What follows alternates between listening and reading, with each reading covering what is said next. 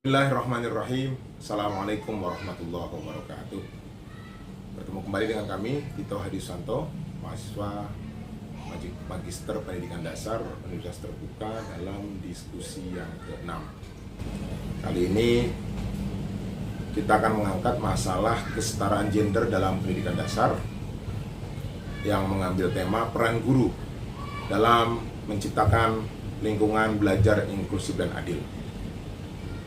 Sekali lagi terima kasih atas atensinya dan mohon maaf bila masih ditemukan banyak kekurangan dalam video yang kami buat. Mari kita mulai. Kesetaraan gender itu bisa diartikan sebagai hak dan kesempatan yang sama bagi semua siswa,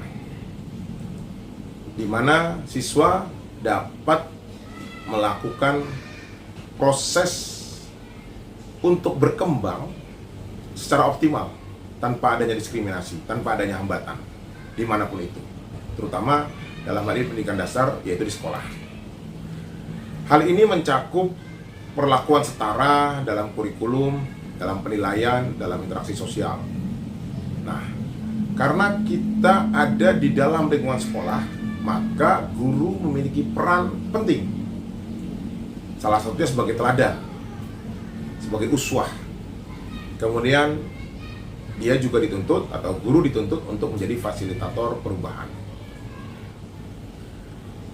Nah, yang jadi pertanyaan kita, kenapa sih kesetaraan gender itu penting? Yang pertama adalah mendorong keadilan sosial sejak usia dini, terutama kaitannya dengan pendidikan dasar, bahwa semua punya hak yang sama, punya kesempatan yang sama. Kemudian yang kedua, ini untuk mengembangkan rasa saling menghormati dan memiliki empati antar siswa ataupun antar juga warga sekolah. Kemudian selanjutnya mengurangi stereotip negatif dan adanya diskriminasi di lingkungan sekolah. Ini penting agar sekolah menjadi tempat aman bagi berkembangnya anak-anak tanpa hambatan apapun. Nah, kemudian yang pasti meningkatkan partisipasi baik siswa maupun siswi, siswa laki-laki maupun siswa perempuan. Itu penting.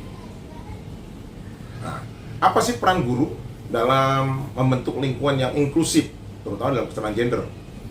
Yang pertama, bahwa guru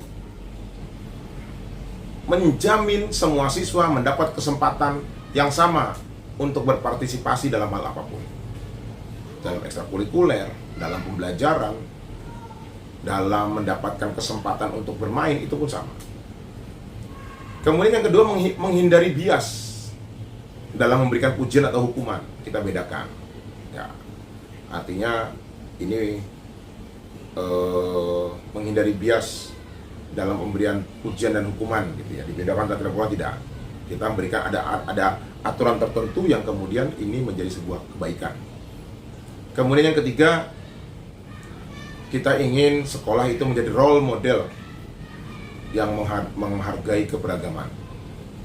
Terus yang selanjutnya adalah partisipasi yang ada tidak membedakan jenis kelamin. Laki-laki perempuan mempunyai hak yang sama. Nah, strategi apa yang perlu kita lakukan di sekolah? Yang pertama,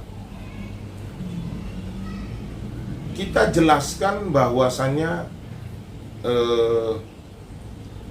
siswa memahami bagaimana perspektif tentang gender itu, dan kita bisa masukkan dalam pembelajaran. Atau misalkan dalam contoh pembelajaran kita tampilkan tokoh-tokoh laki-laki dan perempuan tanpa kita membedakan bahwa laki-laki nanti protagonis ataupun sebaliknya. Ya, jadi kita samakan. Ataupun kemudian kita bisa menampilkan peran setara dalam buku cerita dan tugas, tapi dalam hal yang sesuai, laki-laki, perempuan. Terus kita mencoba menghindari adanya stereotip peran gender di media pembelajaran. Atau yang kedua, strategi konkretnya menggunakan bahasa yang netral gender. Ya, tidak bahasa yang menjurus ke laki-laki atau perempuan. Kemudian kita memberikan keseimbangan atau keadilan bagi siswa laki-laki dan perempuan untuk berbicara, mengungkapkan pendapat, memberikan masukan. Kita berikan yang sama.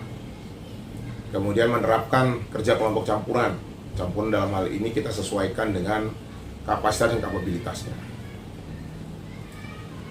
Kemudian strategi konkret yang ketiga, identifikasi dan tindak diskriminasi.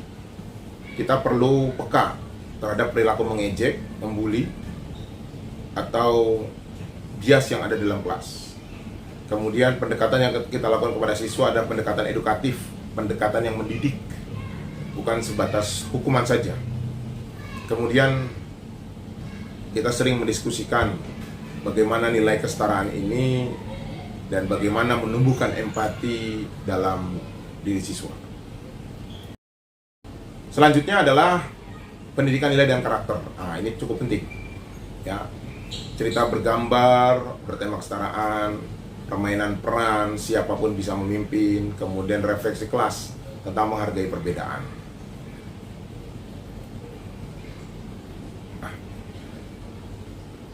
Hal itu tidak akan lari dari tantangan implementasi strategi konkret yang kita hadapi ini. Yang pertama, tantangannya adalah ya kita nggak nafikan masih ada stereotip gender yang masih kuat di masyarakat dan keluarga. Laki-laki harus bisa seperti ini, perempuan harus bisa seperti ini. Ya. Dalam Islam pun semua diberikan, hanya beda jenisnya. Ya, tanggung jawab. Ataupun ada juga karena guru belum mendapatkan pelatihan kesetaraan gender. Ya, itu yang terjadi. Kemudian ya masih ditemukan buku teks yang berisi materi pembelajaran yang sepenuhnya tanggap gender. Solusinya dan rencana tindakannya, kita akan mencoba mengadakan pelatihan guru tentang pendidikan inklusif. Kemudian kita adakan seminar parenting melibatkan orang tua untuk sosialisasi nilai kesetaraan. Kemudian yang ketiga, mengadaptasi materi media pembelajaran yang seimbang gender. Dampak positif yang kita harapkan, yang pertama, lingkungan belajar di sekolah itu lebih aman dan suportif. Kemudian anak-anak bisa saling menghargai perbedaan, termasuk diantaranya membentuk generasi yang adil dan saling menghormati. Dan diakhiri bahwa kesetaraan gender bukan tentang membedakan, tapi memastikan setiap anak memiliki ruang yang sama untuk berkembang. Demikian yang dapat kami sampaikan. Terima kasih dan mohon maaf apabila kesalahan. Assalamualaikum warahmatullahi wabarakatuh.